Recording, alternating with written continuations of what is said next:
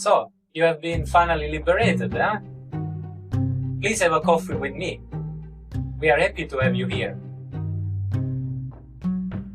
Yeah, I am happy to share an espresso with you. And yes, we robots have finally been liberated from the cage. We are here to team up with the humans. Great. So I take the opportunity to invite everyone to join our new podcast titled Among Us, Human-Robot Teaming. Welcome everyone to this new episode of Among Us, Human-Robot Teaming. Today is an exceptional episode. We have one of the stars in our field of robotics. He has, for many of us researchers, has been an exceptional figure in our field, and many of us have studied from what is considered one of the Bible of robotics, the Handbook of Robotics, and we have very honored to have with us Professor Bruno Siciliano. Hello, Filippo. Hello. Nice talking to you. Nice meeting you today.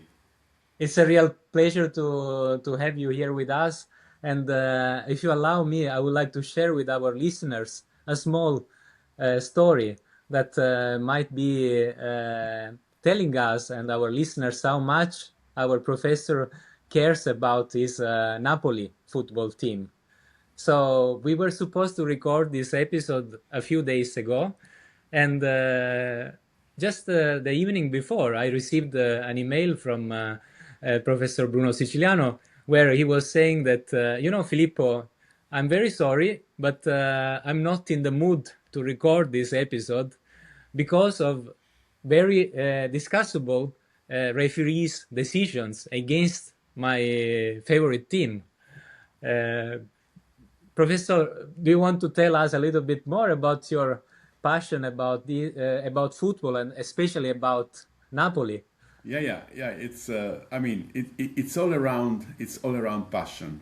Just as like you have to know that I used to teach since ever on Monday, Tuesday, and early Wednesday morning, in such a way as to have half a week free to travel. So let's say for European project meetings or other occasions, and so normally Monday morning I am in class after a weekend of football, and I am really Napolipatic because Napolipatic. Yes, if Napoli wins or does well, then I teach and fly, in the sense that the adrenaline is at the top. So the episode you mentioned, the anecdote was that there was some kind of disputable decision by a referee in one of the recent matches of Napoli, and I was so depressed, so down. Then just to record a podcast like this, it's very stimulating, but you need the right dose of adrenaline, and so I felt not in the mood. But it's not the first time that something like this happens. I must confess that a couple of times, now, especially after COVID, we have like the Teams class, just so all the students, are part of the class. So it's also a very convenient way to message and to communicate with the students. And I must confess that a couple of times in the past 5 years, I had to send a similar message like the one I sent you, that I postponed my class because I was really down. I was really depressed. But but this is the this is what it means to me, and also to all passionate people like me. Passion is life. My students know about my passion for football, that I'm a fan of Napoli, but I'm really passionate about the sport, about football. When I started traveling among the labs in Europe, or maybe going to conferences, I've always been to the stadium. I've been to most of the stadiums around Europe. 3 times in London, I was at 2 matches in the same day, because there are 6, 7 clubs in Premier League in London. So, just because I think that a stadium is a sort of cut of the social classes, of the habits, of the mood of a people. And so I really enjoy going to the stadium. Of course, I also watch football, well, we should say soccer, because the Americans, it's not to confuse with the American football. So I watch it on TV, but it's not the same feeling as when you are at the stadium. You really see how the team is performing, other than the camera that is kind of framing on one player or the action. So when people say that I'm like the roboticist, the engineer is Dr. Jekyll, and the crazy football fan is Mr. Hyde.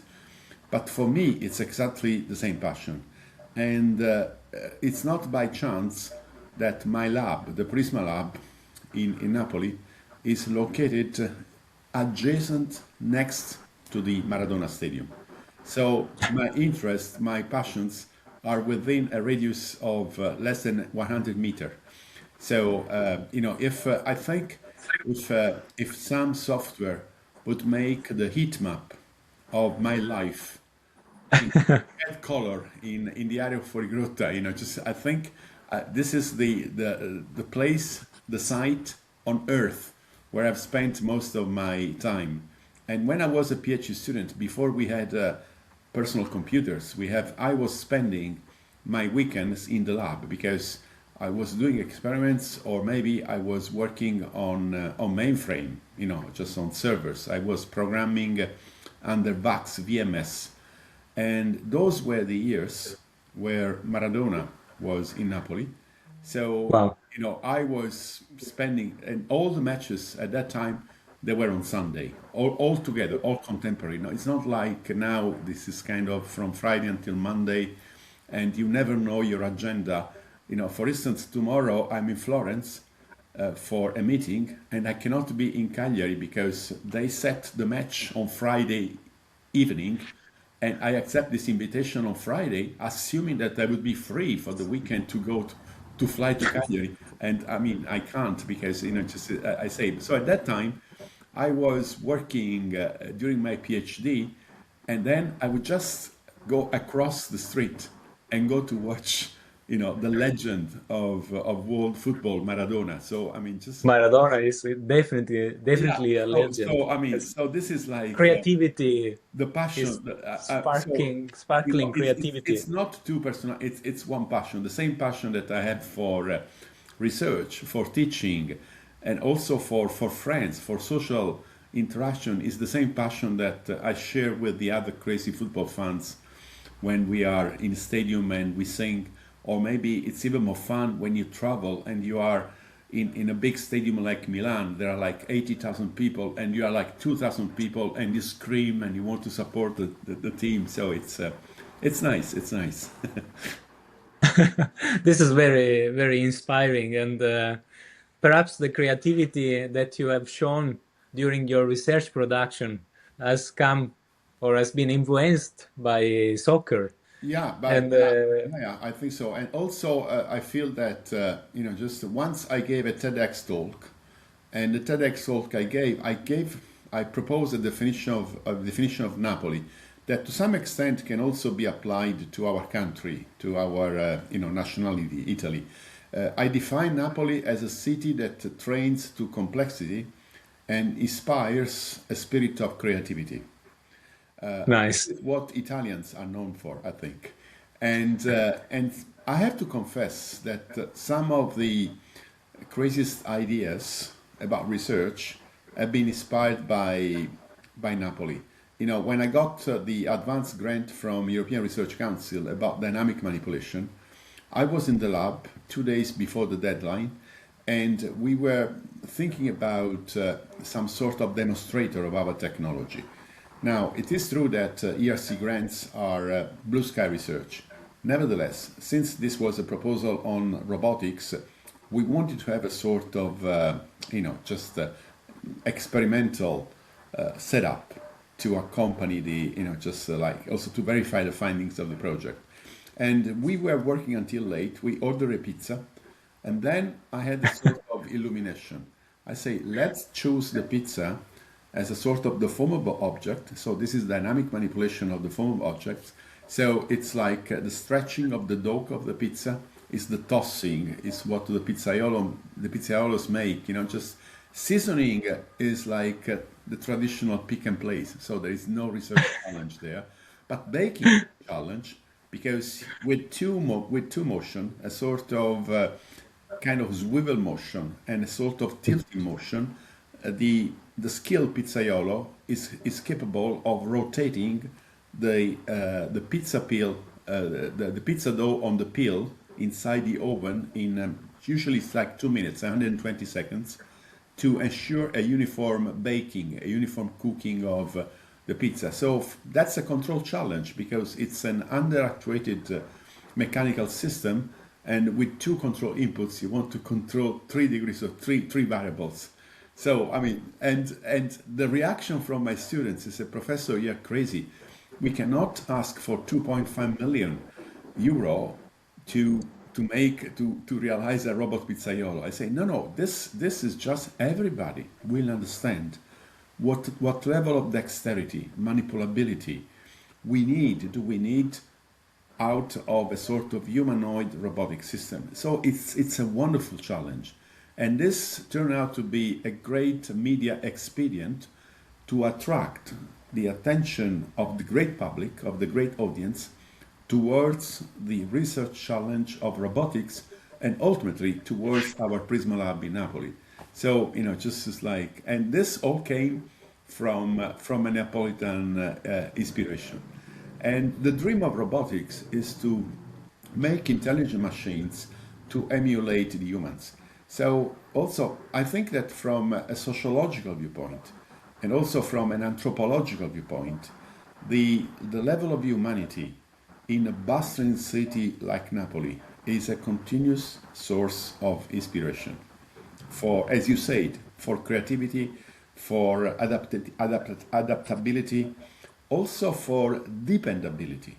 Just we'll be discussing about, I know, human-robot interaction, like compliant behavior, safety, just is like, but if we want to fulfill our dreams to make robots, useful and acceptable to humans, just is like we are just here in Napoli and in cities like Napoli, we are in a sort of continuous human just scenario where just is like where sometimes the limitation is a kind of your limit for the imagination in terms of behaviors. A generative AI, we talk about like behaviors, and think about, for instance, the gestuality. Napolitan's people are known, to use, like most southern people, like this kind of jest, just as like. So can you imagine to have like a sort of data set of gestuality to train maybe a neural network for some sort of AI algorithm, just as like. So this is fantastic. I'm currently engaged into an artistic project with an Napolitan artist, and exactly with this kind of gestuality, and he has already exhibited some kind of artistic work using robot manipulators. But now we are concentrating on one of the challenges, because we know that the hands are much more complex than the arms in terms of the state of the art of the technology. So the hand is so rich of information, and it's a kind of natural tool for communication. And this is true because if you take an infant in the first month of life, what do the infants do? They touch all the objects and they grasp, and maybe for the small object, the parents get worried because they might swallow the object. So it's the very first approach. So this is if we want to find a sort of cultural root, this is the vision of a great Greek philosopher, Anaxagoras, that believed that humans develop their intelligence throughout the senses. This is opposite to the view of, I think, 70, 80 years later with Aristotle, that it was a sort of human-centric view, is like as the most intelligent creature. So all this is inspiring some of the kind of hottest research challenges in our community, and studying this, just looking at and how the impact of what we develop as a technology on the humans, I think is really the next step of our robotics with physical AI and things like this. But I don't want to anticipate some of the topics you're going to ask me about. So. Professor, I am enjoying this so much. You have already, with such a natural way of touching several topics, you have Yeah, anticipated I had some notes. of the most I had important notes, but aspects. just as like I always. That's why it just. I am 66, almost 67 in October, and as you probably know, in Italy, when you turn 70, you have to retire, and I I'm a kind of, well, I think you can teach for another 3 years if you are emeritus or something like that. So anyway, this is like the adrenaline that I have when I go to class. When I start a new course, there is a new generation of students, and I've been teaching robotics now for almost 40 years. So, and you see also the generational changes. And of course, I think students, they know me by fame. They know, just they're waiting to start the course. But nevertheless, you have to enter into the souls of the students.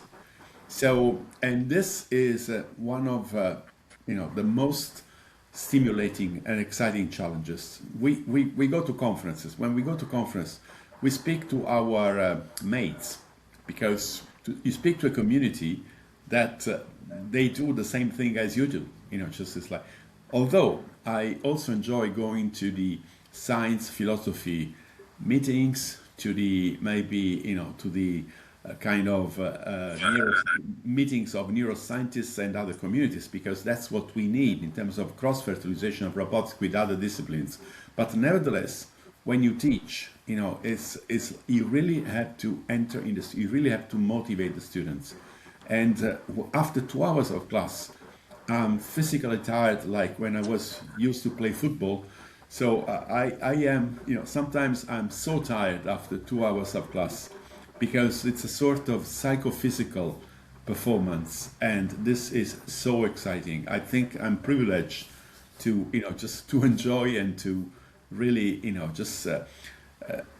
just express my passion, just as like, and in my case, I have the textbook, I have the notes, but I don't follow my textbook, I don't follow the notes. So of course I teach all the technical subject matter, but I teach it with my heart in a completely different way. And surprisingly enough, some of the students, as you know, in Italy, we have the written exam and the oral exam. Yeah. In my case, it's a project, but still, just formally, every student has to take an oral exam. And if you look through the pages of my textbook, probably there are, I think, maybe 1,000 equations in the 12 chapters, more or less. Could be maybe 800, 900. Can you believe that there are students that take the exam, they have like the board or maybe a sheet of paper with a pen, and they get the top mark, which is 30 cum laude, without writing anything on the page. It seems impossible. It seems, if you don't know that this is an exam of robotics, you think that this is an exam of philosophy. Because, just that I want to understand if they got the very essence of the concept beyond the mathematics. Because, then if you're quiet, you can do all the passages, you can do all the derivation, all the mathematics, but, just to really kind of, express the essence, the concepts, it's something that this is what I hope I can bring as an added value. Otherwise, I could send my avatar my, to teach, on the basis of my own textbook. So it's And especially now that knowledge is so available, exactly, exactly, right? So, exactly, exactly. So, and this is a clear proof that you probably read that I am, I have expressed. Well, of course, I am a sort of techno optimist. I'm not like a tech pessimist. But I really believe that thanks to robotics, thanks to AI, and artificial intelligence, we can express at best our natural intelligence. It seems sort of contradiction because, and this is also to overcome a typical stereotype that because of this technology we are flattering, we are all the same. No, we're not all the same. But technology usually, what it does, it just makes the bar, just higher and higher, and makes technology accessible to everybody. But then, just like it's like every single human is using technology. So, just our life is easier now. Now we are recording this podcast because we have the technology. We are communicating, we can, we can easily travel, we can trade, we can, just as like also from a social viewpoint, we had the COVID pandemic with smart working. We didn't have yet the technology for physical smart working. So this is one of the challenges nowadays, that the dream to develop a sort of tactile internet, for instance, and things like this. So, but in a way, it's always the human at the center of technology. I'm really convinced of a sort of technology humanism. Yesterday, I was with a friend who was visiting me from Milano, and he told me that Confindustria, that is one of the leading association for all the companies, all the industry people, it's one of the prominent associations that we have in Italy. They want to open a foundation in Ivrea. Ivrea is near Torino, and historically it's very important because it's one of the pioneer companies. Olivetti, they were manufacturing typewriters, just like, and I was kind of, astonished and really, flattered to learn that they want to open a foundation on technology humanism. And then I said, "Wow, just as, this is very much in line with my view."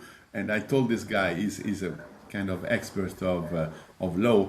I say, I want to be involved. I want to be involved because this is what ultimately I try to teach to my students, and also I share with the people in my team. Just because also we have responsibility of developing the technology of the future. So I think we have to look at the development and advancement of technology from a sort of a critical viewpoint, and also just that to make robotics to be a science and a technology for the benefit of the humanity. So this is also very, very important. wow. I think I would like to really highlight 3 points of your of the last few words that you said, like creativity as a cardinal key for research. And then a second point, I'm very happy that you described it. Actually, the experience of living a soccer match at the stadium, because this is in line with one of our recent article that was very explorative and on this creative side of research, where we imagined. So the work for our listeners is titled RoboCup Soccer: Autonomy Uprising, Yes, how crowds, referees, and humanoid robots are redefining the future of human-robot interaction. yes, And there we were trying to imagine how not only robots playing soccer, but what levels of autonomy it requires for them to reach actually the levels of humans playing soccer, interacting with the crowds and with the referees And this level of very close interaction, and that's what makes a difference when you are at the stadium. Yeah, I So mean, it's very very inspiring to how we can easily connect to the yes, core of this podcast, and also to your vision. You mentioned your humanistic approach, like humans first, yes, right? yes, yes, I think that this is very much in line with what we are trying to promote with this podcast. And since you also mentioned the motto of IEEE, technology for the benefit of humanity, I exactly. also take the opportunity to say that our podcast is supported by IEEE, and Professor Bruno Siciliano is an IEEE Fellow. Yes, yes. Uh, Yeah, yeah. so, Yeah, I became. I'm a little proud because I became when I got the email that I've been elevated to IEEE Fellow. You know, the very first time that I was considered, that I was nominated. I remember that I got two emails a week apart. I even remember the dates: November 19 and November 26th.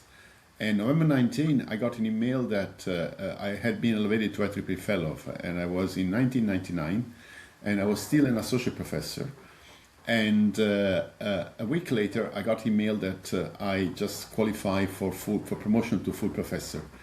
And I must confess that I had much more fun the week before for the elevation to IEEE Fellow, because that was I cannot say unexpected, but it was a sort of, just big present, because I didn't think that I was senior enough, or just as an associate professor, not as a full professor. So it's like, whereas promotion to full professor probably was overdue in my case, without being too immodest.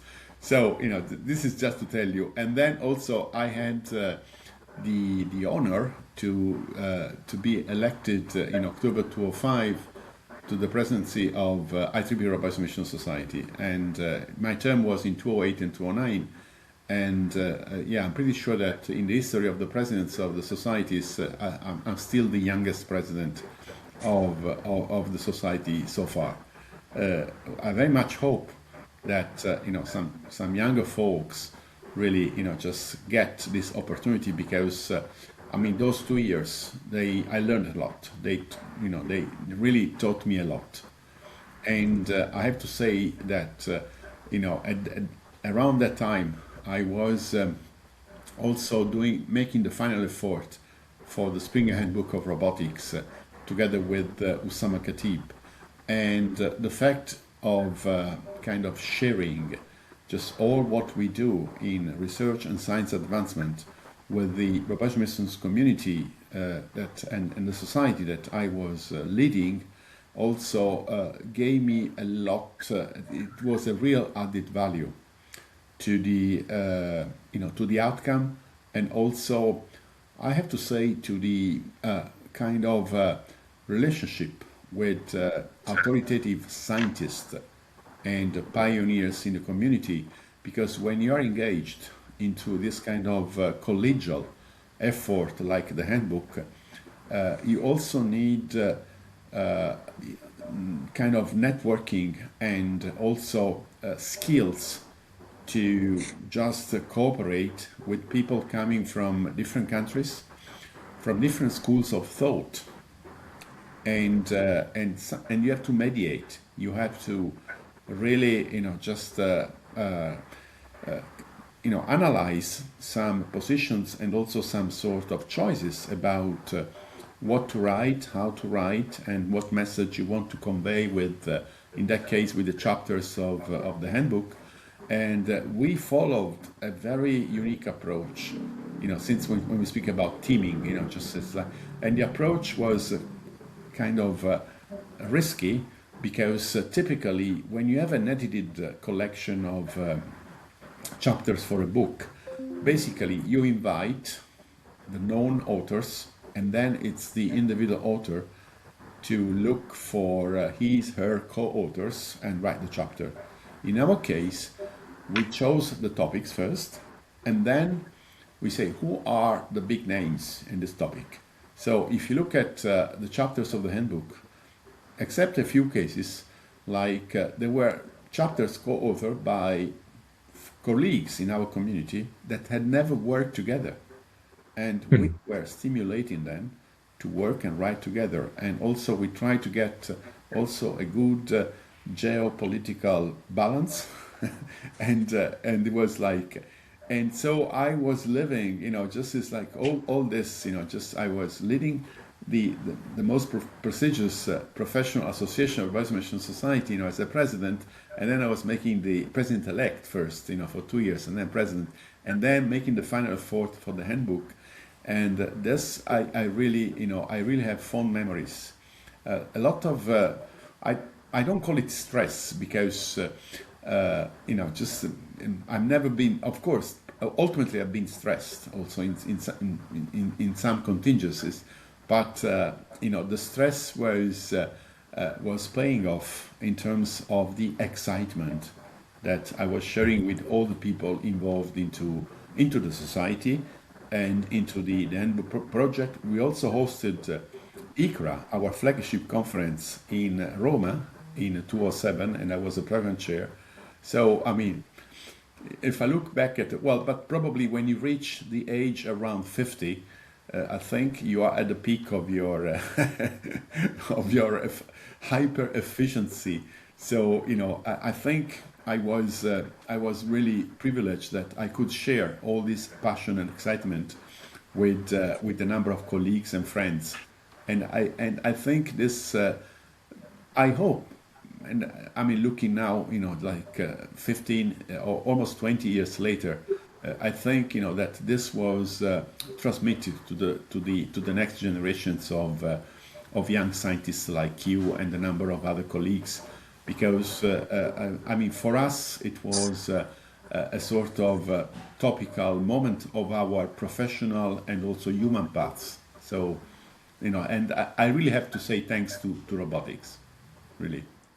This is great. And so for our listeners, today we are breaking any scheme, and that's the creativity of Maradona. And that tells a lot how much we are enjoying this conversation.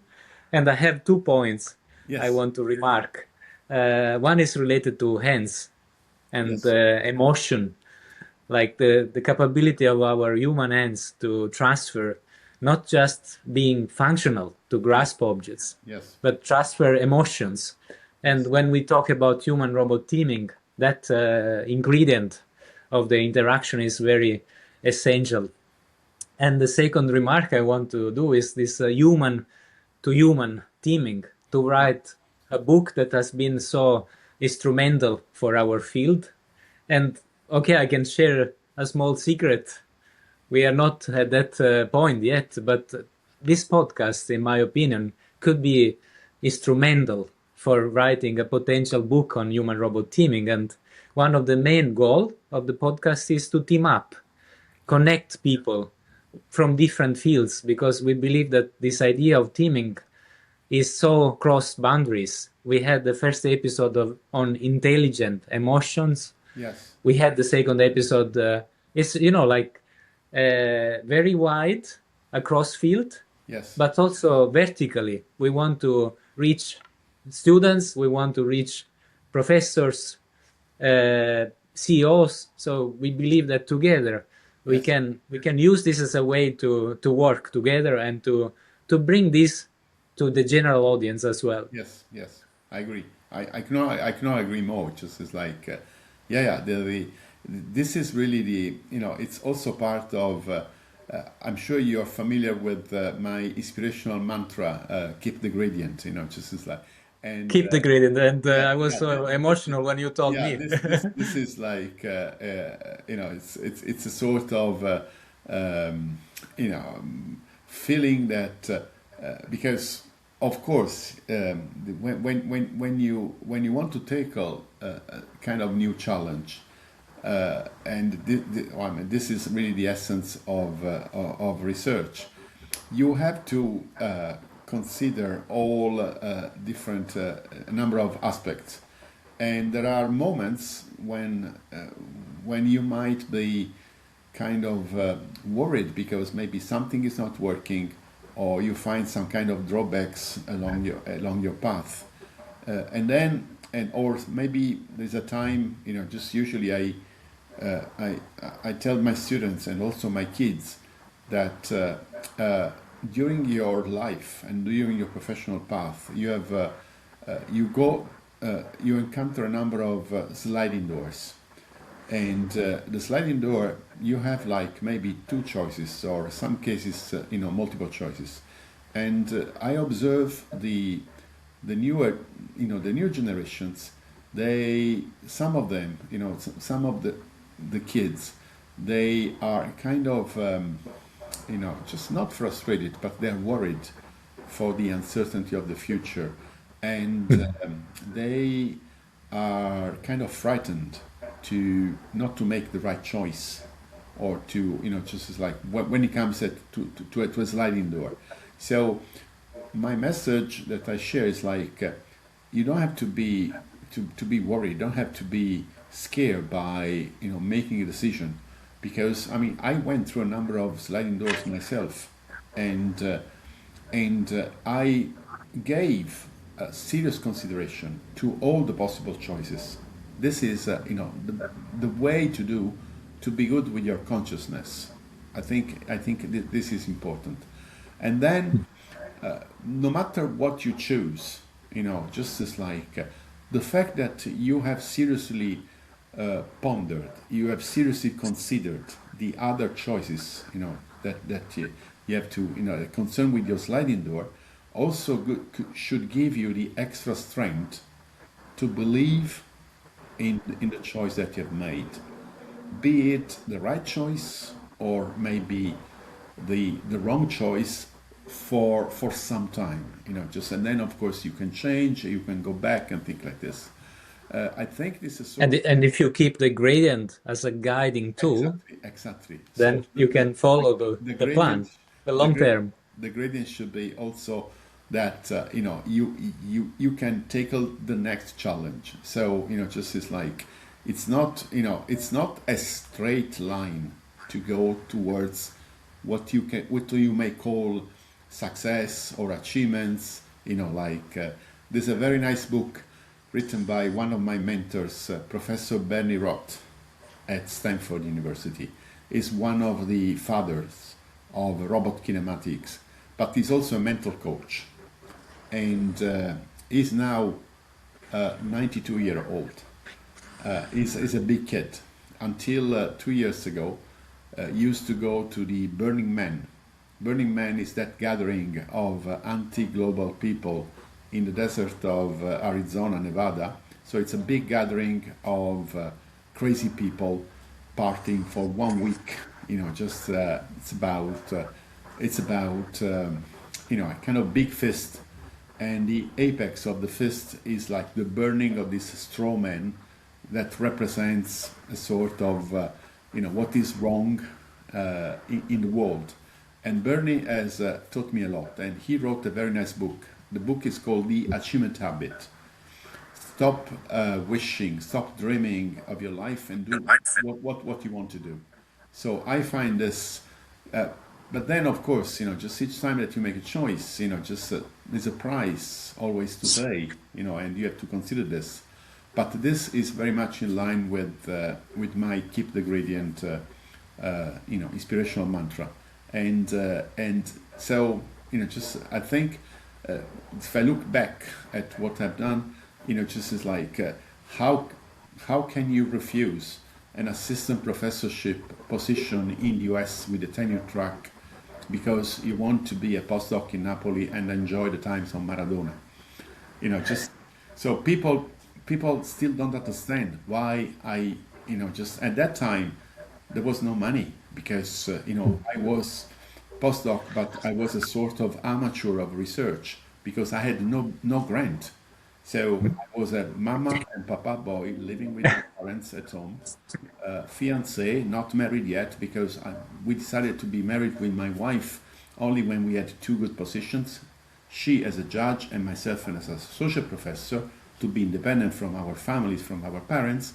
And so those 3 years, that were very tough for me between the end of PhD and the post as a research associate in my university, have been the most glorious times of the football team with Maradona. So my sliding door told me that, just is like, I make this choice for passion. And at the same time, just one of the biggest compliments that I've received from people who know me how I am inside, in depth, inside myself. Sometimes some people, both in our research scientific community and also my friends, when they define you are the Maradona of robotics. This for me is the sweetest, the sweetest. Professor, I think we have a title for the podcast. Yeah. So this is like, and also, sentimentally, just Maradona was playing, he was in Argentina. Actually, last November, I fulfilled my dream because I went with my son to Buenos Aires, and also we made a small vacation in Argentina, in Patagonia. But basically, I visit all the iconic places in Buenos Aires where Maradona was born, where he lived, the stadium when he became famous, which is not the Bombonera of Boca Juniors, but it's the stadium of Argentinos Juniors, because it was his professional team, the house where he lived with his family, and also very touching. And this was really a special moment for us. I was allowed, because it's a private cemetery, I was allowed to go and pray on his tomb in this private cemetery. No one is allowed. I was in touch with Dalma, one of his daughters, and so finally I got the authorization. And also it was a touching moment because I was with my son, my second son. He never saw Maradona playing. He only met him once at a distance when he came, I think, 2006 or 2008, I can't remember. There was a farewell match of two Napolitan players, Ferrara and Cannavaro, and he came, and so he saw. But I eventually, this is the same thing I was telling you. It's like to transmit, just the challenge and the essence of robotics to the future generation. I had transmitted the might of Maradona to my kids, and we were both on the tomb, and he was crying with big tears. So this was kind of very, very, very touching moment. Cross-generational transmissions of values and emotions. People have criticized Maradona for his drugs, for his kind of irregular life, just as like and messing up his life. But in terms of if the genius of in fact, if you go to soccer, to the museum at Bombonera Stadium, there's a big picture of him, and it's written "Genio y Pasión," so it's like gene and passion. So in the end, I think this, besides beyond the fact that I wanted to watch him playing and to live those years, just is like this is, I think, the strongest heritage that he has left and injected in me, just as a sort of model for and just having the privilege of being in research, being in science. I think just it's that gave me a sort of extra strength for many of the things that I've done. So it was more than an example. And sometimes when journalists came to interview me when Napoli was champion, like in 23 and then in 25 again, just were asking me, Professor, what what about if some student is supporter of another team? Do you promote him? Do you pass him? I say, of course, because deontologically, it cannot be different. I think, just I share my passion for football, for soccer. I mean, that's, for me, is the metaphor of life, because, just it's like you can it's a way to express a big passion. And in fact, that's why if you support for a team, it's very unlikely that you can change team. You can change wife, you can change husband, you can change love, you can change his like, but that's a sort of in very innest fate. So I think Very similarly, you cannot change field, probably. exactly, yeah, exactly. So this is like, so that's why I feel a kind of just when it's something related to robotics, robotics is a sort of a fate for me, in the sense that it's I feel so loyal. I feel so because as meant just a number of steps since the time when I was a teenager. I was reading books by Isaac Asimov, or books about cybernetics, and then I said I could not imagine that this would have become my professional. And here we are. Yeah, here I am. I'm going to show you Nice. something. Just as like you, we also have the video, right, in this podcast. Yes, yes, we will have we will publish the video as well. Yeah. I'm going to show you something. We had the graduation this morning of biomedical engineering, and one of the students, a girl who has graduated this morning with the top mark magna cum laude, she did her thesis in biomedical engineering at Georgia Tech with one of our colleagues, Jaidev Desai. Is an esteemed colleague, distinguished professor in our community. Also, she was allowed to do this because she is half American and half Italian. So for her it was easy with American citizenship, because PhD student you can go during PhD, but without having a master it's much tougher to do a thesis. She's been my first student, and also sentimentally, it was very important for me because she went to Georgia Tech. That's where I spent 1 year during my third year of my PhD. So, she went back in a way to the place where I was. And also, she was just using 3D printers and she's a project of soft robotics about some sort of kind of steerable needle that she did with Jaidev. And after the graduation, she gave me a little gift. It's a kind of 3D print of myself. The scarf I see a scarf with of Prisma Napoli. logo, and also keep the gradient. Keep the green. So, And so your scarf, I Napoli was scarf. a kind of I was kind of moved just to say it's like, so this is a very nice souvenir that she gave me just We can mention her name. What's her yeah, name? her name is Denise Marino, yeah, just Denise, graduated congratulations today. with your dissertation, with your defense. Yeah. So I mean, just is like, so this is like, so this means a lot to me because just eventually, I mean, this is one clear example that I was able to transmit to my student. Just all the passion, all the excitement, and just like, it was very, very touching. Added to the sentimental value of that, her being at Georgia Tech for her master thesis. Yes. Fun. Very inspiring. Yeah, it's really such a pleasure to know it's good that these anecdotes. postpone the recording because we have this additional. And like, okay, I prepared but a little bit of a have to, script and so on, but this yesterday is evening I was thinking, how can I trigger positively yes, yeah. Professor Bruno Siciliano? And then I thought, oh, Maradona. And So it's like soccer. And it's like so it's really nice. I mean, the scope of this podcast is the protagonist of this podcast should be our guest, and you are the best example.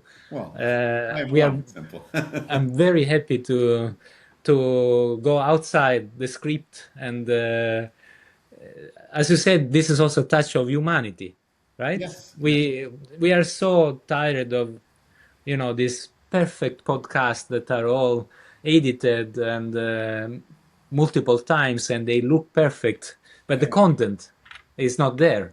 Yeah, yeah, the yeah, the, yeah. the No, no. human side is not there, and Yeah, I had some notes, but just as like we just went by heart. I think I feel is a it's little very bit, nice. it's more inspiring for the We can have some remarks. For example, one of the points I wanted to discuss with yes, you, Professor, was this balance between control and compliance. yes, And for our listeners, when we talk about human-robot teaming, we imagine robots and humans that are so close to each other. They are sharing physical space, they yes, are sharing forces, yes, and they are also sharing decisions.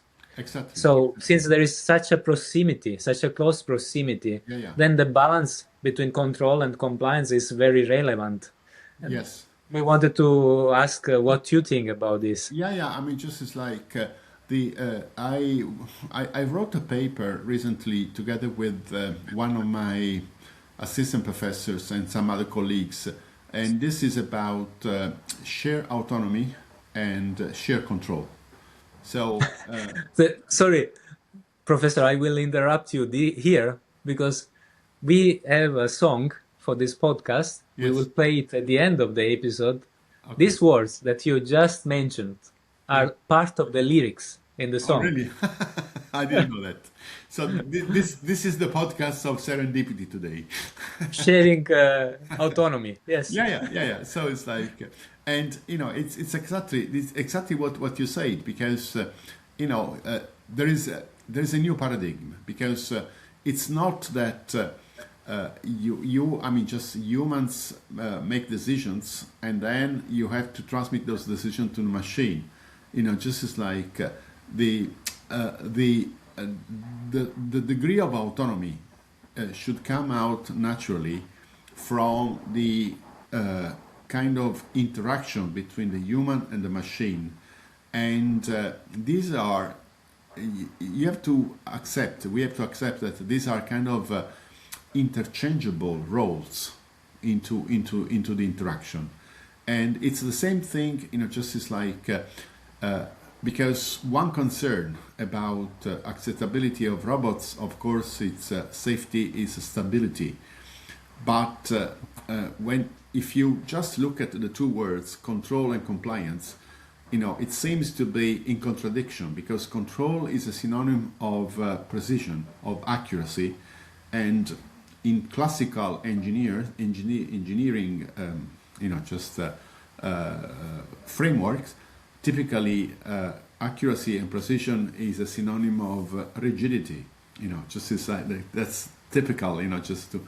But we know that if you want to use robots into human cohabited environment, into anthropic environments, just as like the issue of stability, the issue of kind of acceptability have to be considered on a sort of global scenario in which you have humans and machines, robots and people. So that's why this is a kind of revolution. I follow one of the blogs by one of the pioneers in our community. Maybe someone to invite for the podcast if he's available. That's my suggestion. Oh, This definitely. this is Matt Mason. Matt Mason from Carnegie Mellon University. He is Calling. Yeah. yeah, he's emeritus. He's retired now, and he has a blog, and I subscribe to this blog, and I find it very, very, very, very stimulating. Of course, he writes on the shoulder of his long time experience, just as like. But he wrote something very, very intriguing recently. That actually two of his blogs. One was I was impressed, and this is very much in line with all the bio-inspired and soft robotics design, because there is a lot of emphasis now worldwide on humanoids. It seems that the challenge of robotics is to make humanoids. But indeed, just apart from humans, just is like there are a number of bio-inspired design that like for instance legged machines or like underwater robots or flying robots or like hybrid design or like metamorphic designs, just that are inspired by nature, and it's much broader than the sort of the icon of having a sort of humanoid, like with a sort of anthropomorphic appearance, and so so this was one blog in which it was kind of you can have any kind of robotic system that is inspired maybe to some animal, just to do some tasks. And the other blog, which is even more interesting, was that this is the time of the age of physical AI, and he is writing that this is like a sort of third revolution. So after the Copernican revolution, in which we discovered that we're not alone in the universe, or like Darwinian revolution, that we're not just like in terms of the wideness of the living creatures. This is a sort of new scientific revolution in which we have people and machines, and it's a new dimension. It's a new dimension. So of course we are too close now to what's happening, so we can't fully understand the impact of this revolution. But for, let's say, from 50 years from now, I think this will be considered as a sort of third big scientific revolution. Of course, it's a sort of provocative, but it gave me the just the opportunity to just reflect and to have some sort of consciousness about what is happening into our society. It just is like that, and this is probably what will bring robotics to become a sort of pervasive, ubiquitous technology up to disappearing. Just is like that it will be so integrated, so naturally, so kind of seamless, integrated into our, let's say, smart environments with people and machines, that just you won't be, you will be no longer surprised that okay, that's a robot. Just as like so, this sort of concept that when Bill Gates published in Scientific American December of 2006, a robot in every home, this was a sort of metaphor. Now it's like 20 years later, we don't, well, of course you can consider the vacuum cleaner to be a robot. Yeah, yes and no, but it's not just a sort of, it's a sort of technology that is becoming more and more kind of pervasive and distributed at various levels. So just, and that's why the progress and the advancement in the field does not depend on us, because we are the technology experts. I think the next step of robotics will be at those crossroads of scientific contamination with other disciplines. Just as like, think about, for instance, design. Just as like design plays a kind of very, very important role, and it's not only the traditional mechanical design, because you in some cases you have to rethink the design, and the design is not independent of what the function of that you want for your robotic system. So it's just really to get out of the schemes that you design something, then you sensorize, then you control, and then you have the application. So it's everything. It's kind of one loop, and this is really, I think, the modern vision of our discipline of robotics. November 24, I was at Stanford because I call him, in Napolitan I would say fratema. Fratema means my brother, mio fratello in Italian. So I use like mon frère in French. I'm speaking about one of the brightest minds that we have in our community, Oussama Khatib. And I was at Stanford because November 1st, 2024, they inaugurated the Stanford Robotics Center, which is one of the top centers that now we have in the US and probably in the world. And I was really flattered to see that the mission of the center is built around the 4 pillars of modern robotics. And these are something that I have contributed because I published a book series last year which is called Robotics Goes MOOC, in which the technical contents are completed by a MOOC course, a massive online open course with lectures by the experts who have written the chapters. And the 4 volumes of the series are knowledge, design, interaction, and impact. Knowledge includes both the model-based stuff, the mathematical model of the physical system, but also the data. So knowledge is also AI, it's also data.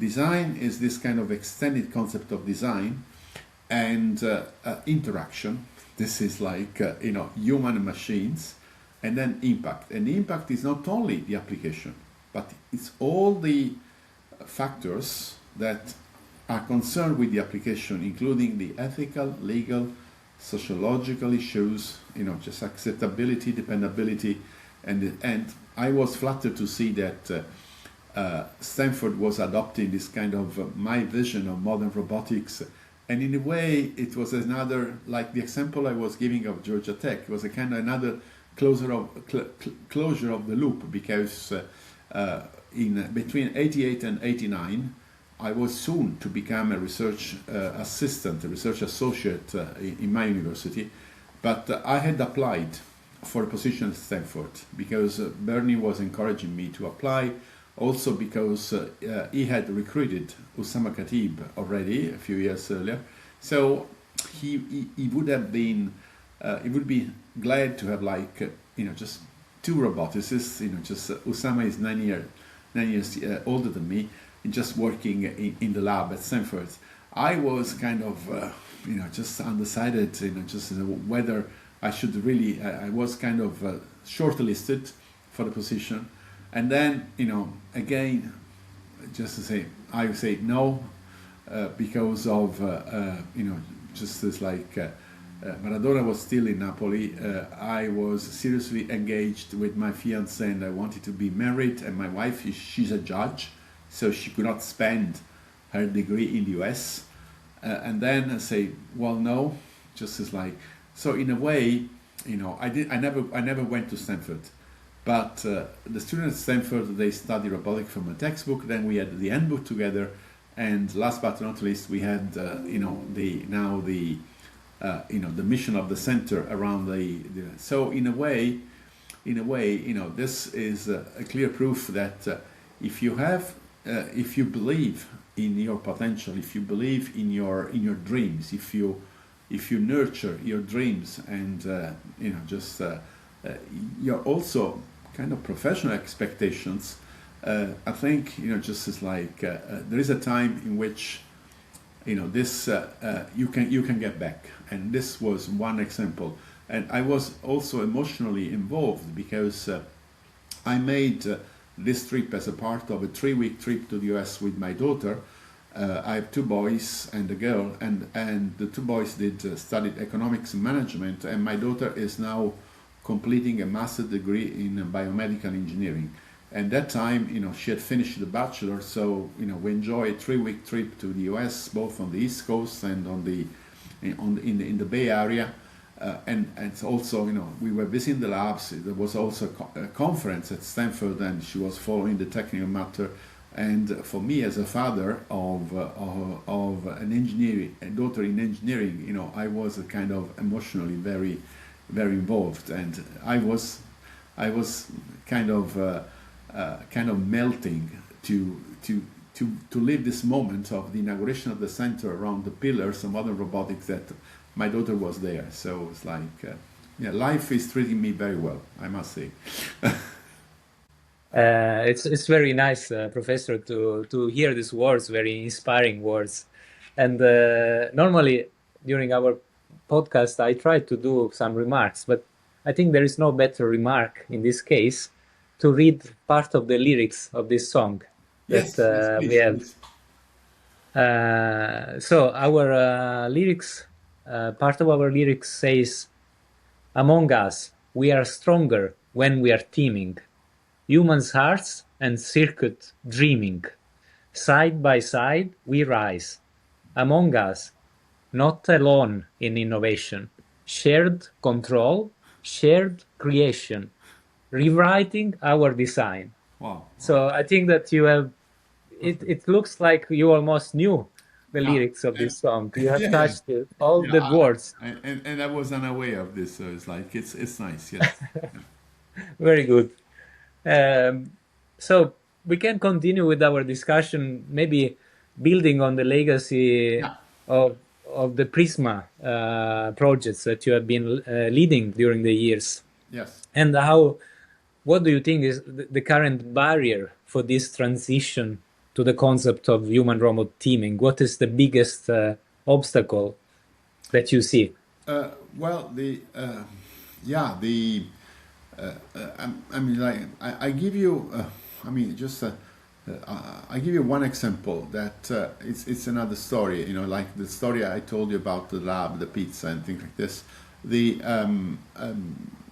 typically, I mean, we are most of the students. I mean, just including most of the faculty in our team, we have a control background, and this is an important issue. Why? Because the and also we have some people with computer science background. Now we have at least two people, an associate professor and assistant professor, that they are experts on AI, on cognitive robotics, and that's also important. So the story I want to share with you is that in 2008, between 2008 and 2009, speaking about service robotics, I got a phone call from a colleague in Bologna, Lorenzo Marconi from Alma Mater Studiorum University of Bologna, and since one of my students had completed a very nice PhD thesis work on visual servoing, vision-based control, and also merging force feedback with vision control, then he proposed to just join a proposal for a European project on aerial robotics. And you speak about barriers, and we thought that actually, just my research associate Vincenzo Di Piello, he thought that, but we don't have any background we don't know anything about just kind of aerodynamics and things like this. And I say, well, this is robotics. We have a control background. We can just study the system and get to derive a dynamic model to see the kind of actuation that we have, the kind of sensing. And so I was able to persuade him to take the challenge and to be part of this consortium for the proposal. Proposal was successful. This was the iRobots project, and believe it or not, the project started in 2010. Between 2010 and 2021, we got 8 projects funded by European Commission on aerial robotics. And you know how tough it is to get a European proposal accepted. Just now I think acceptance percentage are even below 5% now. Just at that time, maybe it was like 12%. So anyway, and this is a clear proof that you have really to go over the kind of barriers that you think that just as like you are working in a kind of specific domain. Like one of the algorithms that we developed for dynamic manipulation, it's a sort of a visual recognition and tracking algorithm for the pizza, for the For food the flow, uh-huh. has been used in two completely skewed application scenarios. One is the shoe industry for the leather, just for sewing the leather on the soles of the shoes, and then also we've been using for surgical robotics application for deformable tissues to as a sort of aid for the surgeon or for the operator in charge of suturing after a surgical operation. This is what is called also anastomosis. So this is like one example.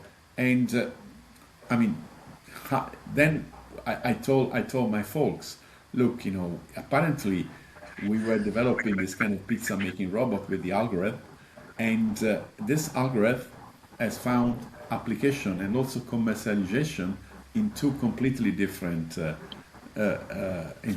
application scenarios: shoe industry and robotic surgery. So this is really the charm, and it's really fascinating. So I just brought this example because sometimes you really have to think beyond, just So basically, watching or seeing barriers as an opportunity exactly, instead of. Mhm. exactly. Very, very nice, inspiring.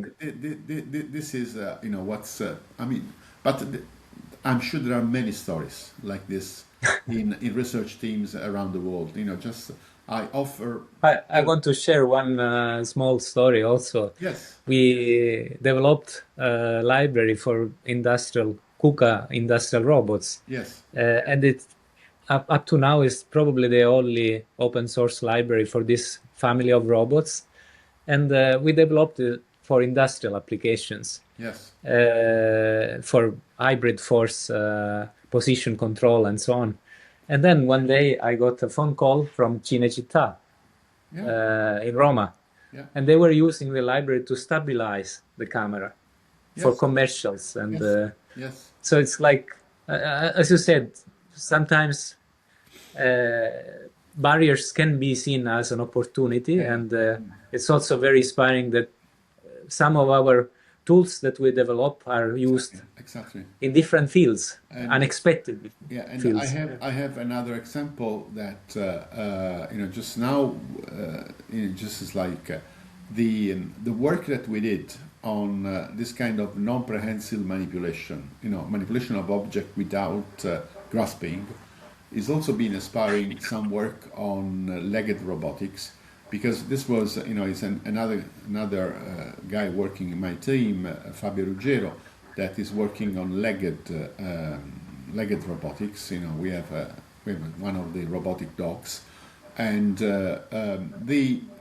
we found out from a sort of control methodology viewpoint that when you do non-prehensile manipulation, basically you have this kind of, you touch the object, and you also have transition from contact to non-contact because you don't grasp the object, okay? So you can have like push of the object, you can have just as like, and this was kind of really a discovery, and just we did some kind of brainstorming, and it came natural that it's kind of conceptually similar from a mere control methodology viewpoint to the gate of biped, just establish transition contact, non-contact from the floor, some kind of, and in fact some of the kind of control techniques that we developed in the old project on dynamic manipulation, we've been applying now for legged robotics. And now they are looking at one application, which is kind of very inspiring. Also, I think they want to have maybe start a sort of company about a sort of robotic dog that actually can be used as a sort of guide to the visually impaired people, or just as a guide. I have a friend in the School of Human Sciences, is also very much in the field of with art, museums and things like this. So we have this kind of contact that I've established, and so the robot can also be used as a sort of guide for the people, to visit some sort of museum site, especially if you have to visit, for instance, an archaeological park, and there might be some people with kind of small disabilities, just as like maybe you need this kind of escort, just with the robot. So this has opened, feel like to a completely new, just new application that we hadn't thought about, just as like Enabling exactly, other exactly, possibilities. Yeah, exactly, exactly. very nice. So this is just one example that I just gave in terms of how sometimes you focus on one application, and in this case, the technology that they are patenting is not the robotics, just the robotic dog, because we have it already.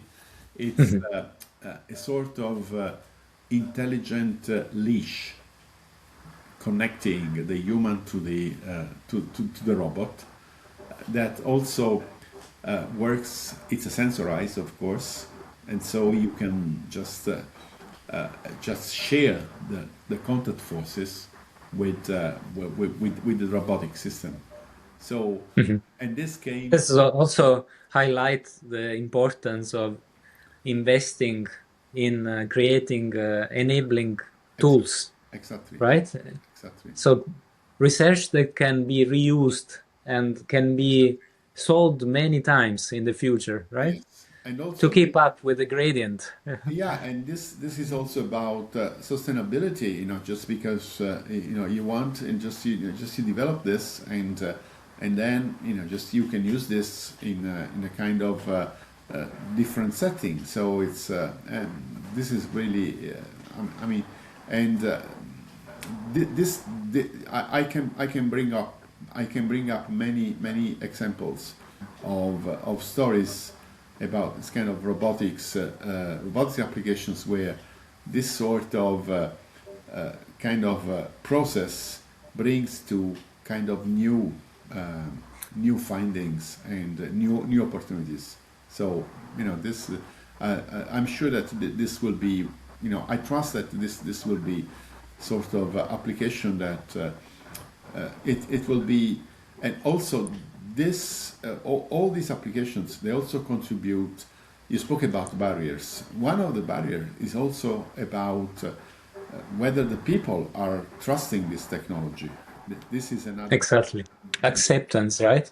Yes, acceptance. So and so this when you show this, just as like then it's there's evidence that thanks to this technology, going back to what we were discussing earlier about the benefit of humanity and things like this.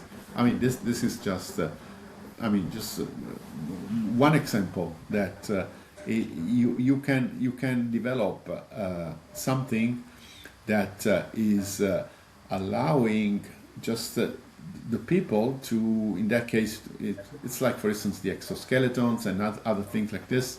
These are all examples that are evidently show that this technology will help us a lot. And so it's the concept of robot that breaks the paradigm of the etymology of the term robot, because robot means robota, subordinate work. So it's a machine Exactly. doing work for the human. But now it's probably we should invite. It's like, for instance, the neologism like a cobot, just as like, but so it's sort of just it's like human and robot. So maybe we should kind of invent a sort of new entity. And Actually, we have an article where we try to define the concept of human-robot teaming and to convey that idea Yes. of possibly switching this paradigm. Exactly. Exactly. We have a figure where we have a light bulb Yeah. on the Yeah. human Yeah. and a light bulb on the robot, right? Exactly. Exactly. Because they Yeah. can be Exactly. exchanging their roles. Exactly. And who is taking decisions? Exactly. Sometimes the Exactly. human, sometimes the Yeah, machine. If the sometimes machine has better the machine. accumulated Yeah, yeah, knowledge. absolutely, absolutely, absolutely. Yeah, yeah. Fact, Hmm. fact. Yeah. So this is And very inspiring. if I unload some of the psychophysical stress in making decision to the machine, this also helps my decisions as human because I can kind of delegate trusting the machine, and then I can be smarter, and I can be just as like, and I can express. So it's like our life is made of many actions, and so the key to the technology, this technological humanism, I see it as that, just like the machines are in charge of some of your actions, some of your, kind of duties, okay? That and then you, by kind of relying on the machines doing some part of your duties, then you have the chance of express the genuine human component of your intelligence that regards the emotions, the sentiments, the feelings, the That's friendship. the creative part, the Yeah. creative aspect. Yeah, Yes, that one is like not possible to delegate. Yeah.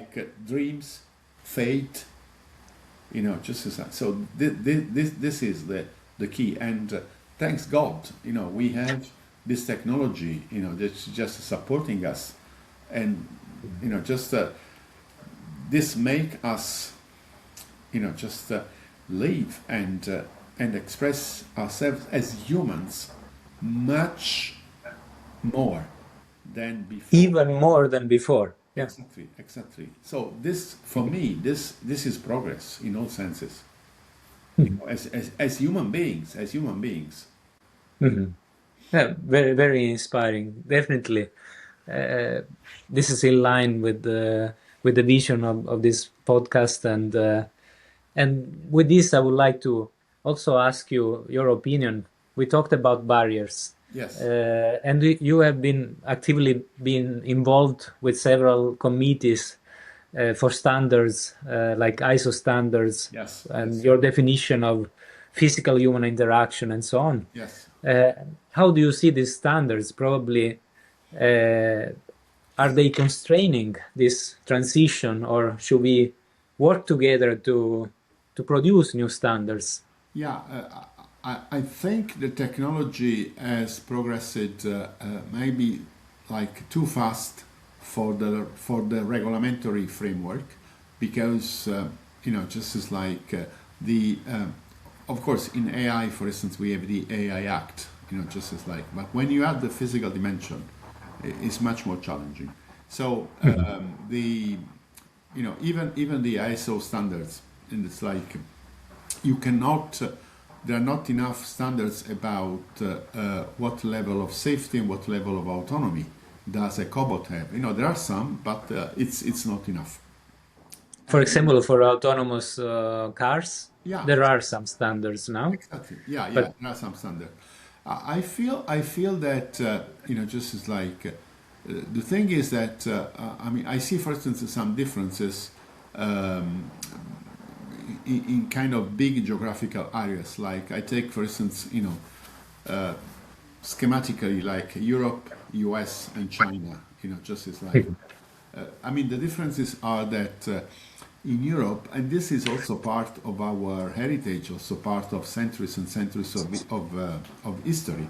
So I think in Europe there's a lot of attention about the sort of regulatory guidelines and standards. Sometimes this is slowing the transfer of technology from the research labs to to become a sort of commercial and reliable products compared to countries like US and China, because in US there is a much stronger attitude towards pursuing research that is high risk, high gain. Otherwise, you cannot explain the amount of venture capital money that is put up into this kind of startups, companies. You know, it's part of the US entrepreneurial culture. And that's why many talents, for instance, for Europe, they go to US because they do have the opportunity there that in Europe is much more difficult. In China, it's different because I mean, China is progressing at full speed, mainly because of a big governmental policy. Because you know, just they are really investing into the development of technology, advancement of science at 360 degrees, involving big companies, startups, research centers, university labs. During the last 5 years, I've hosted. Also attracting talents from Europe and Absolutely. And also, in the last 5 years, in our Prisma team, we have had associate professors, assistant professors, postdocs, PhD students, all sponsored by the Chinese Scientific Council. So they come for free, and the level has grown a lot. You know, just as like I've had real talents in the, and so just we're lucky. So, but the differences in the value of the person, of the human, I think, this maybe is kind of political statement I'm making, in Europe is different from the value of the person, of the individual in China, and so that's why I think we should take you know, the good side of both models. I mean, I'm speaking now with the hat of the European roboticist. I hope I can be forgiven for that, because I think, you know, just as like we, with our centuries of history and with our heritage, we are in a position to really focus on this kind of integration aspects between humans and technology that in US they don't have, because of some differences in the society, and also, I mean, just for instance, you know, just as like if you want to do well, and if you have a job, and if you have money, then you have no limits. But in terms of the kind of social security, and for instance the health system, it's a different story. And also, I mean, in China, some of the decisions are taken politically, just over the people. And so when this comes to robotics, I think, you know, just as like the good part of the kind of Chinese model that have really focused in really investing into the development of the science and technology at all levels, I think you know, just could benefit the kind of research in Europe as well. And at the same time, you know, just as like the sort of entrepreneurial culture which is typical of the American system is now, I mean, nowadays, compared to 15, 20 years ago in Europe, I cannot say that it's kind of easier to make a company, you know, like to have a startup company, but it's kind of more doable, and I think that just the European robotics community has contributed to really facilitate this kind of process, because in the end, just if you are in research, you feel a citizen of the world community, as it must be. So Yes. I think, just is like my experience is that just is like that we are in a potentially advantageous position because of that we had, for instance, the Renaissance in Italy. We had just the old cultures going back to the times of the Greek culture, or like just, and so I mean, just as like, and robotics is a technology very close to humans. So I think that just we can we have a potential that, in my view, is much broader than it is now, with some of the kind of constraints because of the regulatory aspects and things like this. So my humble wish is that, and I'm speaking to the younger generations, really, just to really make it happen at a sort of kind of wider scale, compared to the advancement and the progress into this direction that has happened in the last 5-10 years. So this is also my wish, and also my foresee for the future. And so, for instance, I remember that when I was working on my PhD thesis, I am the inventor of the famous click algorithm, closed loop inverse kinematic art. For me, what was important at that time was to publish a paper in a transaction for the glory. So now the mentality has changed, because, for instance, my younger postdocs, and just they develop something and they patent,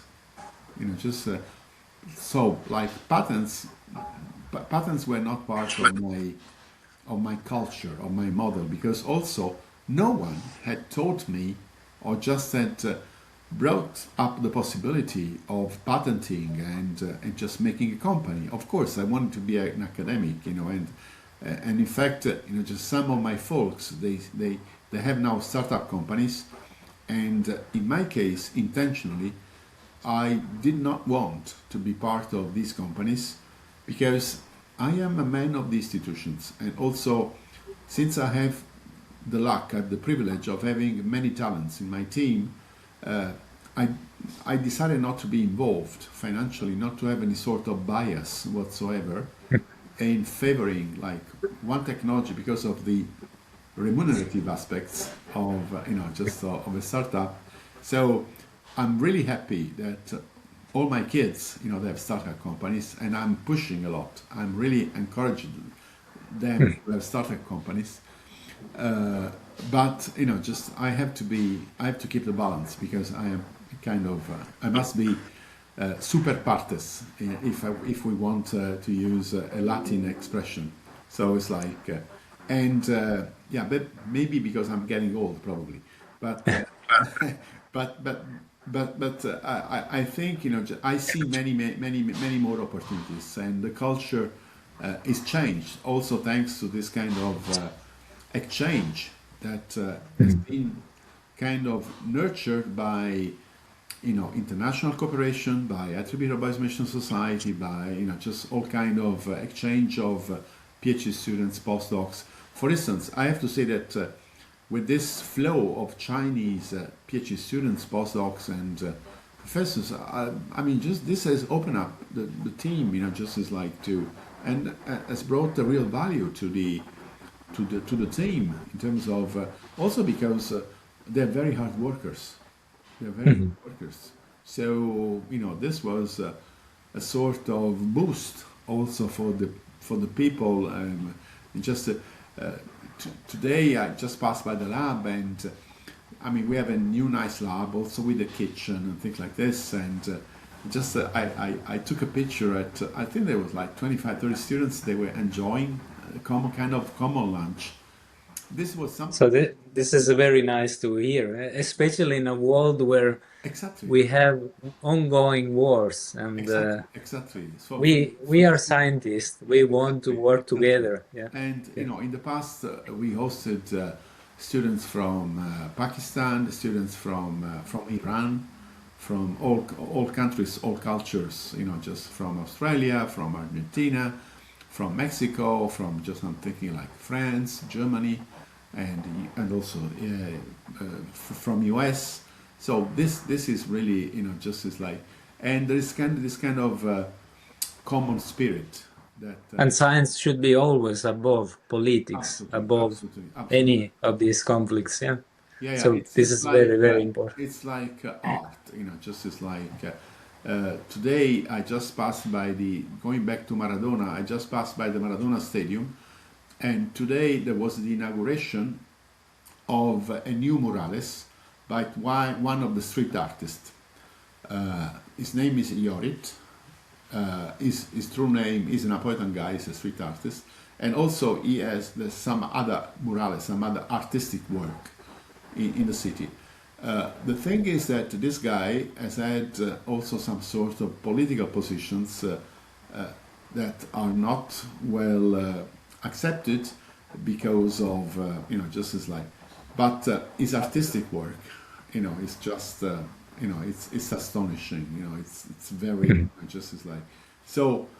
If you have the privilege of working in a field like art, like science, just as like this, then you can judge the value of what you do in terms of science, in terms of art, independently of any kind of political or any kind of religious or gender, just as like, and this is something that I think is a privilege for to live a life along these kind of principles that not to be constrained by Ethical transparency and exactly ethical transparency, exactly. So very nice. this is something that I just see kind of often daily, and also I feel that I was mentioning that the new generation, sometimes the young people are kind of stressed because of making choices, like, but in a way, I feel that they are even more responsible than our previous generation. I remember when I was a kind of like driving, just 20, 21, 22 years old.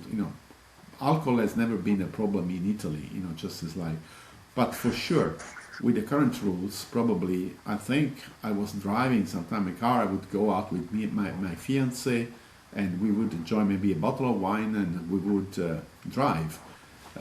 When I was in Norway the first time, the professor that hosted me in Trondheim, we went out, and I think he had just one glass of beer, just, and he was not driving because you have zero tolerance in Norway. I know Here.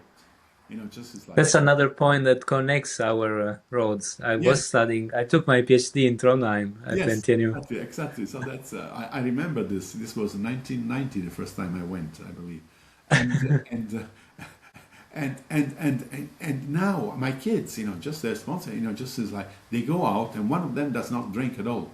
This is something that we were not doing at our time. Just we were drinking maybe a little bit, but with the current rules, we would be, our driver's license would be, kind of Taken. just void.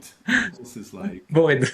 yeah. So that's why so I see this responsibility of the new generations, and so that's why just I am I'm quite optimistic about the future, despite the economical uncertainty, despite the wars, despite and I feel that just science is a good scenario where just where I think should be the sort of driver of the advancement of a country not only in terms of the technology, but also in terms of the human advancement, because Very good.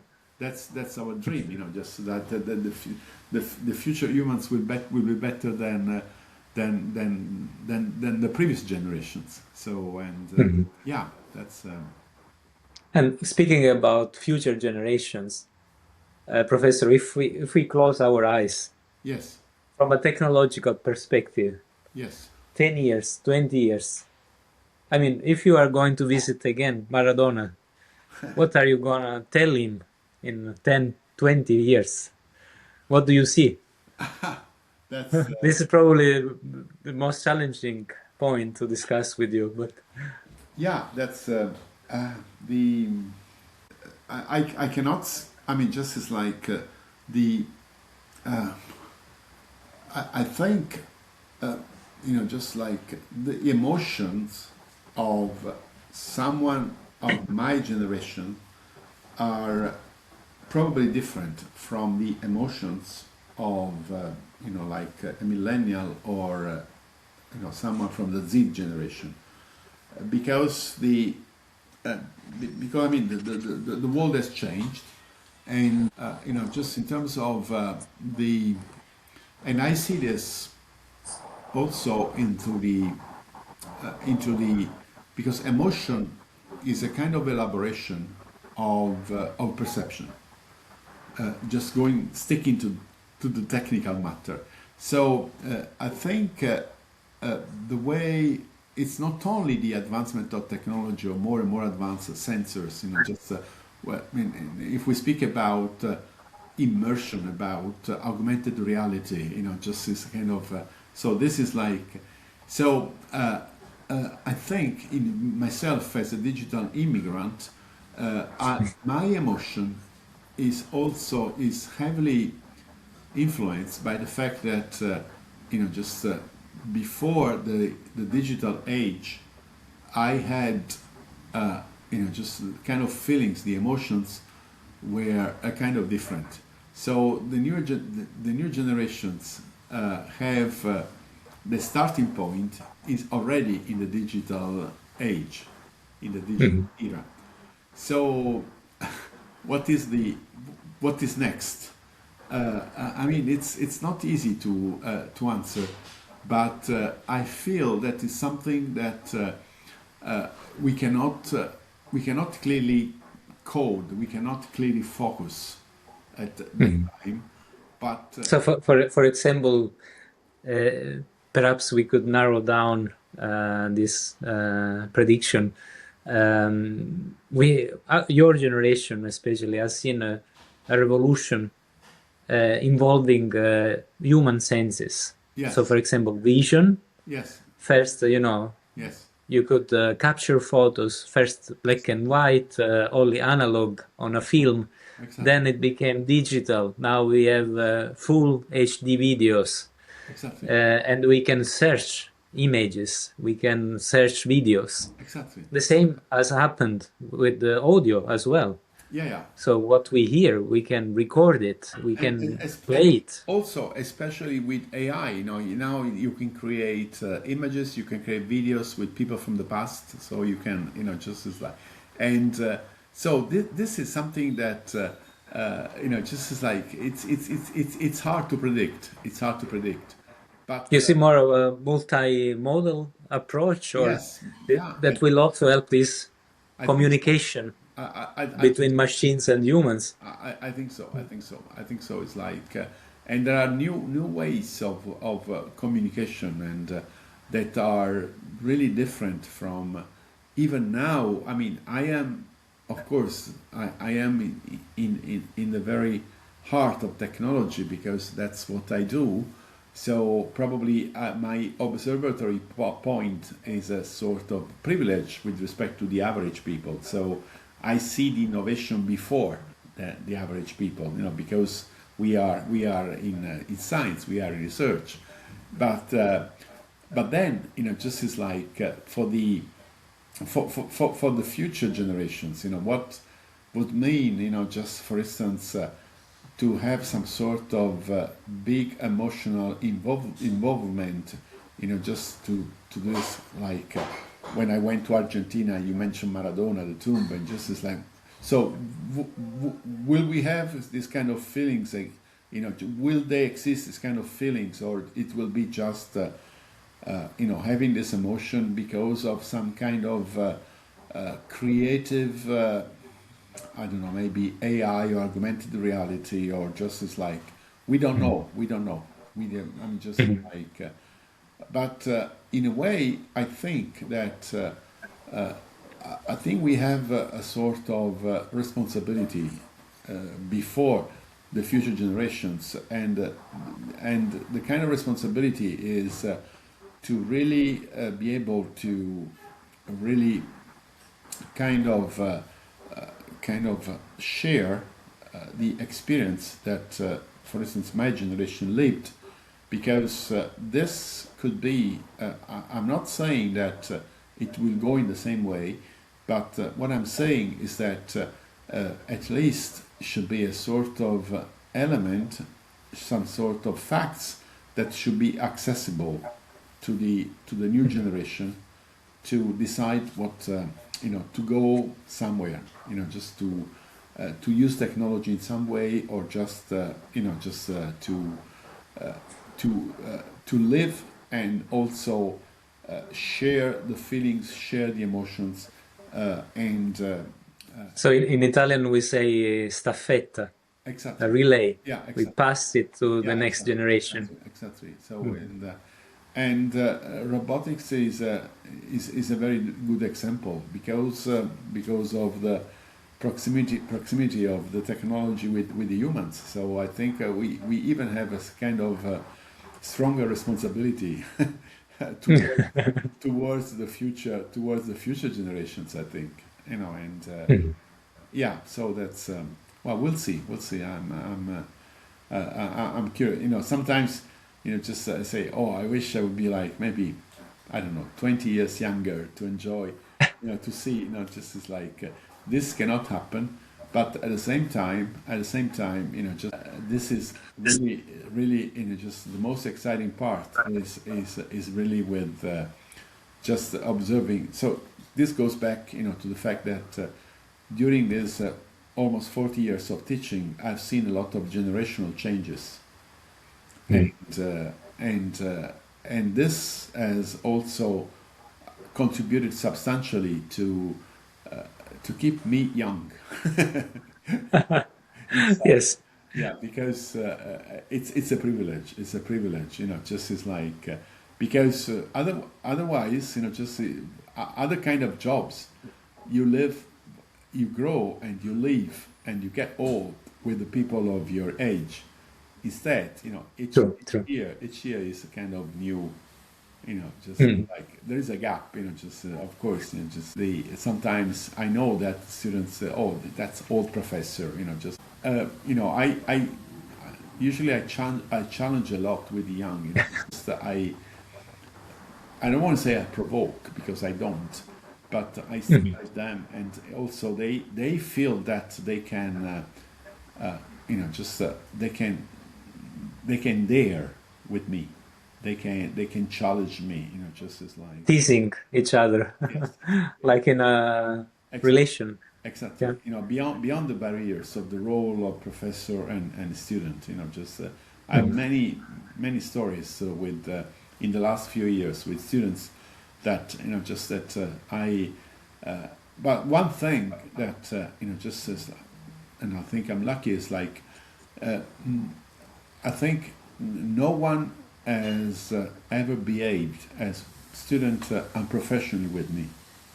So I think that, or maybe just like trying to just copy the project, or just trying to just as like so, and this is I mean, for me, I'm quite proud of this, because it means that my openness, my and also the fact of That ethical transparency we were talking ethical about, transparency, it's towards transferred to them because towards they them. see it. And Yeah, yeah, and so this is like I just I cannot say that I have no fear, because sometimes, just it's like I had a postdoc from speaking about science and also political issues. I had a postdoc, a Turkish guy. His name is Mhm. Aykut Satici. He got his PhD with Mark Spong at UT Dallas, big name in control and robotics also. And also, I think he also got a PhD or maybe master in mathematics, and he was working at MathWorks in Boston. He Mhm. applied for one call that I had as a postdoc, and we interviewed him. We liked him a lot, and just I recruited him. And he also accepted the position because it was closer to his home country in Turkey. Also, we have daily flights, two daily flights from Istanbul to Napoli, Napoli, Istanbul with Turkish Airlines. So for him, it Mhm. was easier also to be close to home. His father, Mhm. I don't know if he's retired now, but he's professor at Boğaziçi University in Turkey.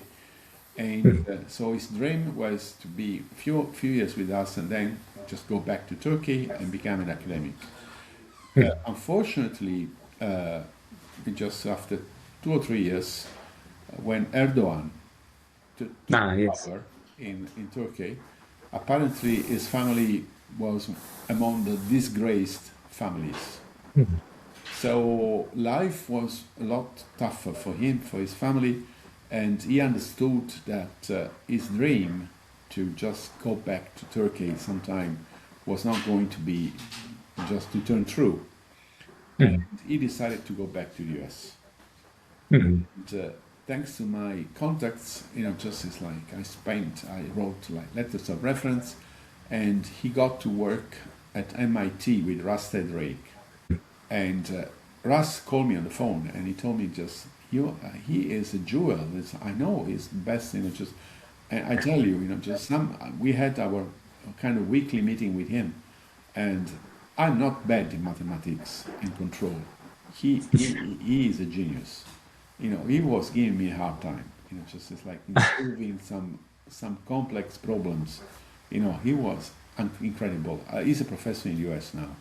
To the best of my knowledge, I haven't talked to him for maybe 1 year, 1 year and a half. Of course, I've been a reference for him for his applications, just to positions. But this is We'll what, be happy to explore. Maybe he can be one of our next guest. yeah, yeah. He has been the best, the strongest mathematician ever in my team. He's incredible, incredible, a talent, Nice. really, really, really. Mhm. So I mean, and so this is what I meant before. Just as like I think that what you say, relaying to the future students, it's stories like this that that also have to be transferred to the new generations. I think because Very, very inspiring. yes, yes, And also the smell of yes, mathematics exactly, is something that I exactly. am familiar with, and it's very nice to hear these words. And yes, today it's been a journey with you, Yes, Professor. And again, I'm very, very happy to that you joined us in this episode. yes. And so I take the opportunity to thank you for your nice, inspirational With words. pleasure. With great pleasure. Yes. Is there a last remark you want to give to our listeners, or you want to say hi to everyone, or to someone in particular? Well, I mean that just as like I want to say that just I mean, for me, sometimes when the students they ask me, the they want my autograph, my signature on the book, like just like, I used to say that robotics is fun.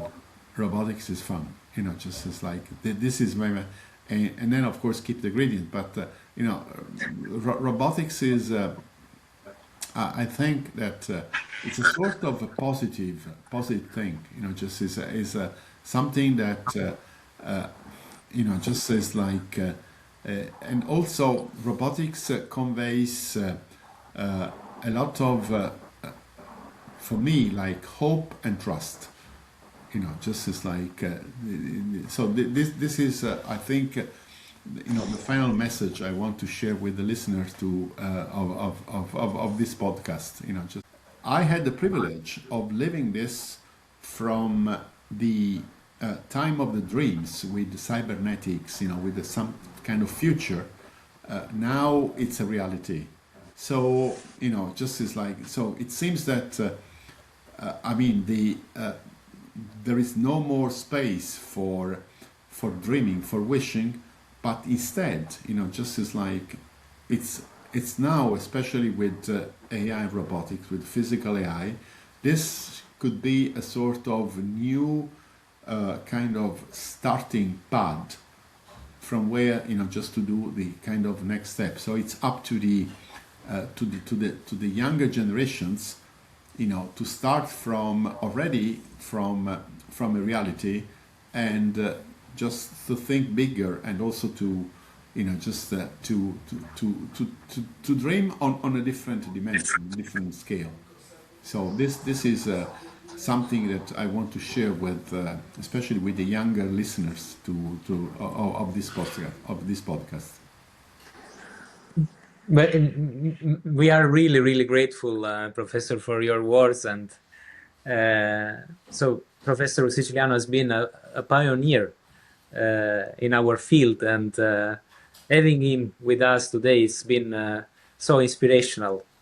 We had so many possible synergies that we can explore, and we have also explored the human aspect of research, the ethical integrity, and I think this is more like a testament for the new generations. Yeah, for sure. Once the podcast, so it's really nice to see this. Once the podcast will be out, I will share with all my students. That's for sure. Yeah, I very much look forward to. Yes. Thank you so much, Professor. And with this, I take the opportunity, as we already mentioned some of the lyrics of our song. After our goodbye, please enjoy our song. Thank you. And remember, they are among us, human-robot teaming.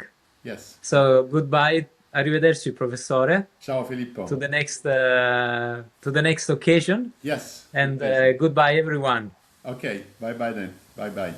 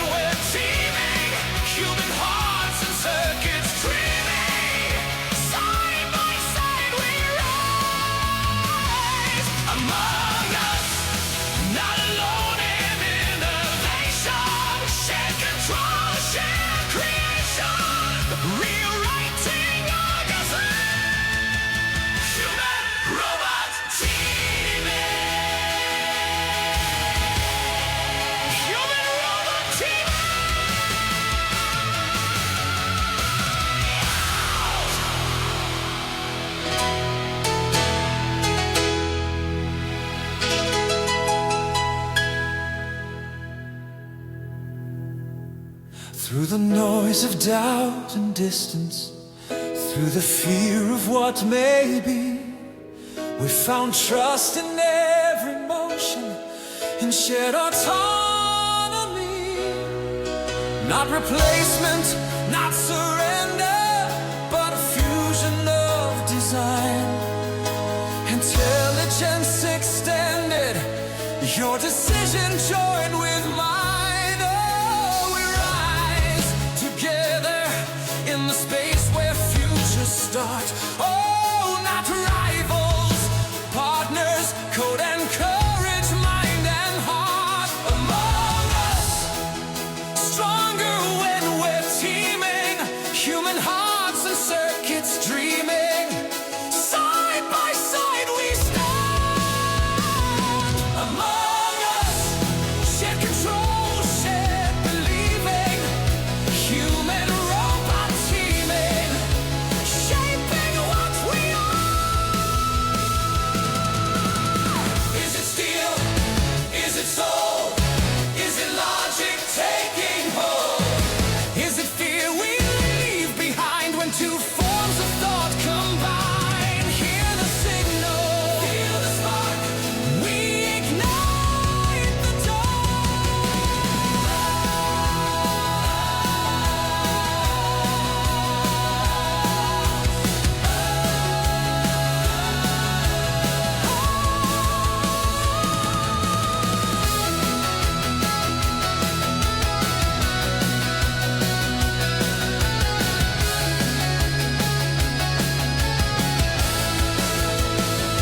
among us. Now the future's breathing, human minds and systems weaving, one expanding plan. Among